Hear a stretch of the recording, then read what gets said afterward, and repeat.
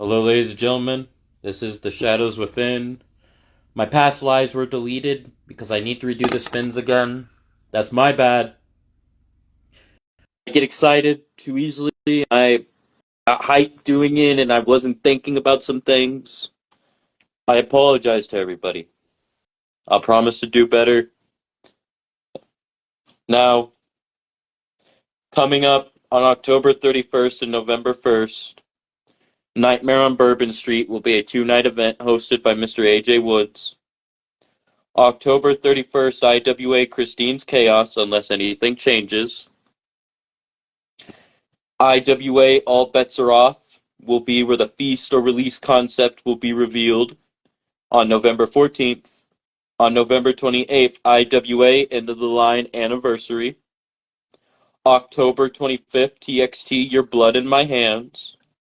October 25th, SPW Enter the Underground 4. October 26th, SPW Hell is Coming 2. October 26th, HUW 2.0 Fall Massacre 2nd Annual. October 28th, IZW Hollow Wicked. Now, I am also going to be reviewing the shows for RCW, Uprising and Hellfire, WCCW's recent tournament, and GPW NXT Gulf Coast. We are going to start with GPW NXT Gulf Coast.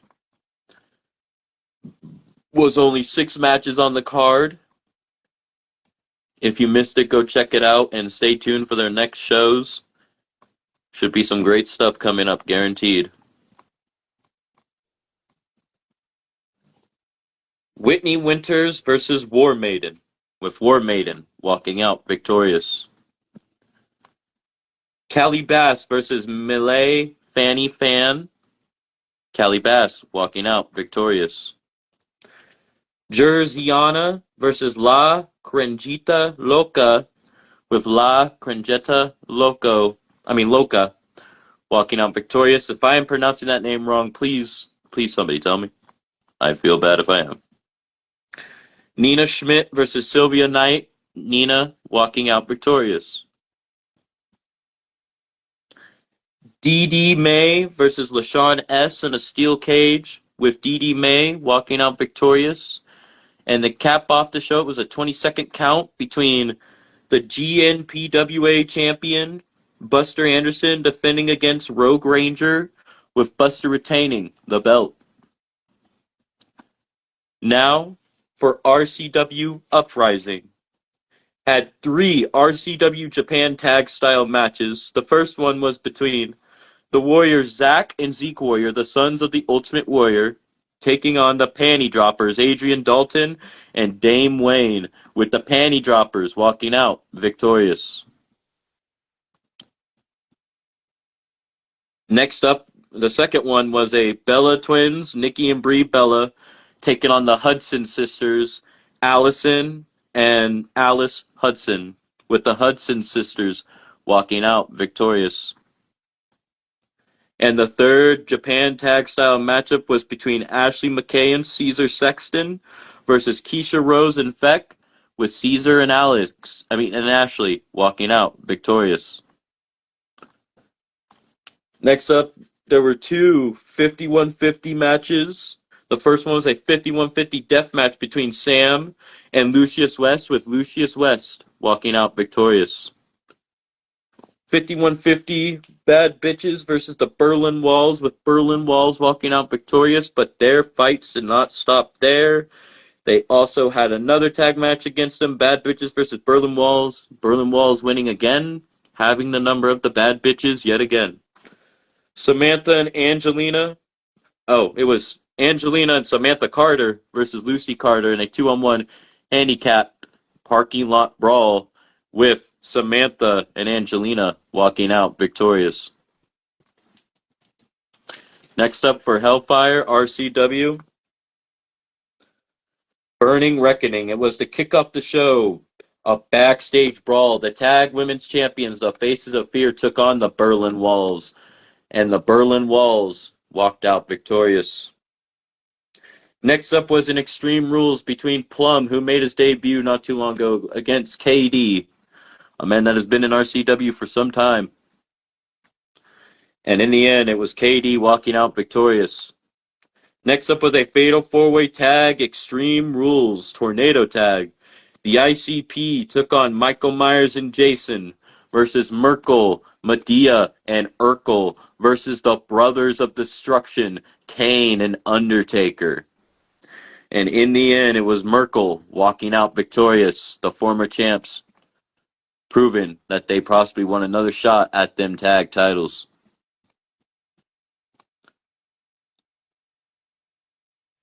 Next up, a 2 out of 3 tables match between Angelina West and Britt Graves, with Angelina West walking out victorious. Extreme Rules Elimination. Welcome, Miss Katie Love. Hope you are well. And it was between 3 contenders that will be facing off against the champions in the near future. Nightmare Briggs, contender for the Hellfire Championship. Big T, contender for the Death Championship. And Rick James, contender for the Fiendish Championship, with Rick James walking out victorious. Next up was a Falls Count Anywhere between Buster Anderson and Bubba, a.k.a. Leatherface. And in the end, Leatherface walked out victorious, pitting a world title contender, but who knows, they may face again. Buster been on a hell of a roll, though, been in that top scene, but the Hellfire Championship has always eluded him. Who knows? He very well could get it one day, and I could see it. And the cap off the show was a Falls Count Anywhere champion versus champion triple threat, BPW, Big Papa Wolf versus Lewis West versus Jack Graves, with Jack Graves walking out victorious.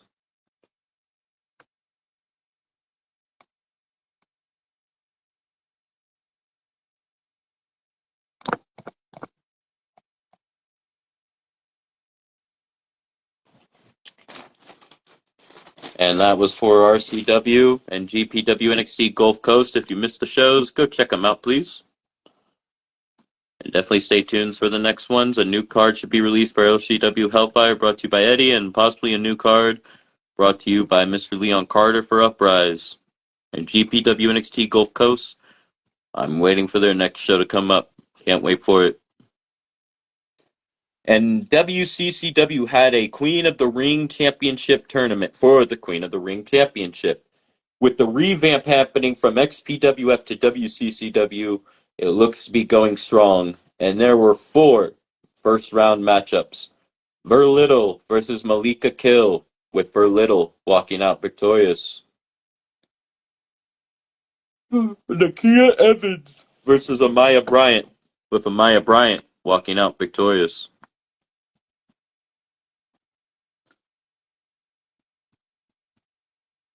Becca versus Alexa Banks, with Becca walking out victorious. Pamela Platinum versus Goddess, with Goddess walking out victorious. And then it went on to round 2. Verlittle took on Amaya Bryant advancing to the finals. Goddess took on Becca, with Goddess advancing to the finals. And then in the finals for the Queen of the Ring Championship, it was between Amaya Bryant and Goddess. And in the end, Amaya Bryant became the new champion, walking out victorious. And now we shall see what happens on the next episodes of WCCW going forward. They are no longer the XPWF. They are War Capital Championship Wrestling, which is their former name before the name changed to XPWF, but WCCW is back and strong.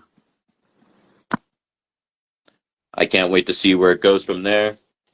And I would also like to give a shout out to a man that recently passed on us, Mr. Bobby Horn, a.k.a. Mo, who was recently taken from us.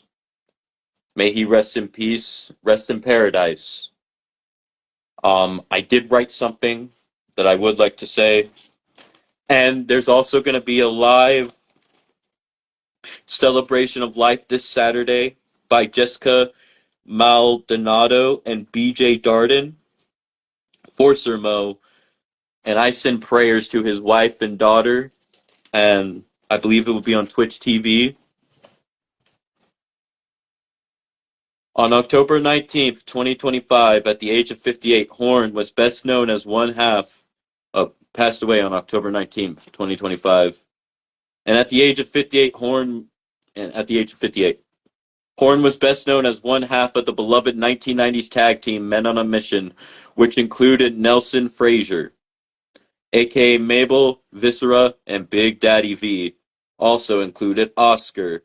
At a good time throughout his years with the WWF, Bobby's magnetic charisma and infectious energy made him a fan favorite, leaving a lasting impression on a generation of wrestling fans and enthusiasts. His contributions helped define the fun and energetic new generation era of the WWF. Beyond the glitz and glamour of the wrestling ring, Bobby Horn's legacy is defined by his unwavering spirit and kindness. Colleagues and friends remember him as a warm, humble, and deeply devoted person who treated everyone with respect. Fellow wrestling legend Kalani Kai recalled his friendly demeanor and how he would often joke around, making others feel welcome. His ability to connect with people both in and out of the spotlight highlighted a genuine and generous heart that touched many lives in the wrestling community.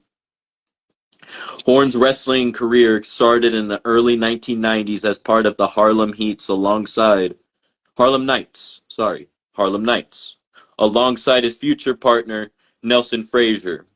In the Carolinas, the duo, later named Men on a Mission in the WWF, enjoyed significant success, including a brief run as the WWF World Tag Team Champions in 1994.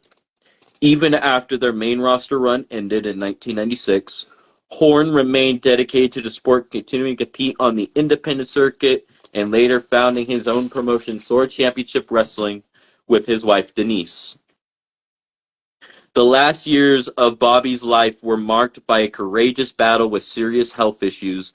He underwent a kidney transplant in 2018 and later faced a severe case of COVID-19 in 2022, followed by a major intestinal surgery in 2025. His health struggles culminated in a 2-month hospitalization in a Texas intensive care unit where he fought a severe blood infection and pneumonia. Before his passing, throughout it all he remained open with his fans and peers, sharing updates on his declining health and demonstrating immense resilience. The news of Bobby's passing has prompted an outpouring of tributes from the wrestling community, cementing his place as a beloved figure in the industry for those who grew up watching Mo. Was a beacon of positivity and entertainment while his mission on Earth has come to an end. The memories he created, his infectious energy, and his compassionate spirit will be fondly remembered by the fans and colleagues whose lives he's touched. Thank you, Mo. You are gone but never forgotten. And this Saturday there will be a celebration of life for him on Twitch, brought to you by Jessica Maldonado and BJ Darden. And I give sincere praise to his friends and family. And I hope everybody can have a great day, good night, good morning, good evening, good afternoon, wherever y'all may be. And peace out. Thank you, Mo.